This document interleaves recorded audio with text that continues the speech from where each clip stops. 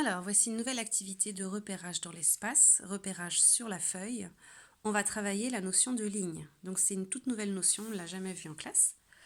Alors, avant de commencer, avec votre enfant, vous décrivez ce qu'il y a sur les feuilles. Donc, on voit 4 maisons. Vous allez lui demander quelles sont les différences entre ces maisons. Donc, eh bien, c'est la couleur. Il y a 4 couleurs. Et quelles sont les ressemblances? Eh bien, les ressemblances, c'est qu'elles ont toutes 4 lignes. Donc là, vous allez apporter le mot ligne, c'est le mot de vocabulaire. Mais ici, on ne va pas parler de ligne, on va parler de chambre. Donc vous prenez 6 figurines. Moi, j'ai pris des animaux, vous pouvez prendre des personnages. Si vraiment vous n'avez pas de figurines, eh bien, vous prenez 6 jetons de couleurs différentes. Et la petite consigne, c'est qu'il va falloir mettre les animaux dans la bonne chambre.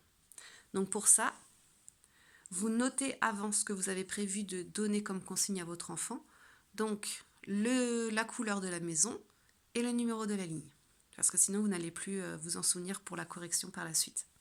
Donc c'est parti. Tu mets le tigre dans la maison bleue, chambre 1. Tu mets le lion dans la maison rose, chambre 4. Tu mets le zèbre dans la maison rouge, chambre 1.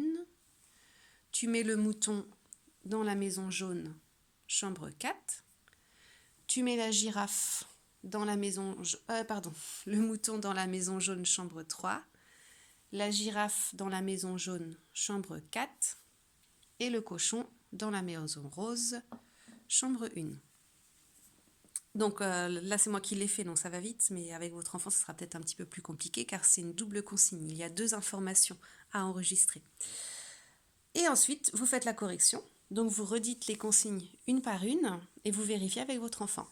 Je t'ai dit que le tigre est dans la maison bleue. Est-ce que c'est la maison bleue? Oui. Chambre 1, est-ce que c'est le numéro 1? Oui. Donc, vous corrigez comme ça. Donc, ça, c'est la première étape que vous pouvez faire plusieurs fois, bien entendu. Toujours avec 6 animaux.